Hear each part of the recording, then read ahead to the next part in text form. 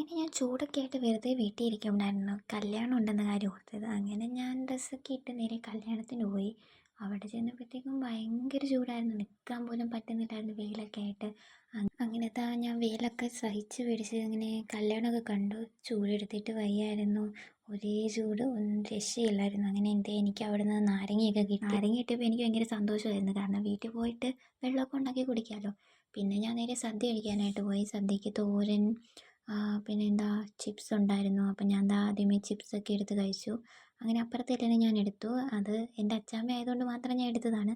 അങ്ങനെ അതും കഴിച്ചുകൊണ്ടിരിക്കുകയാണ്. കാരണം ചോറ് വരാൻ വെയിറ്റ് ചെയ്യണമല്ലോ.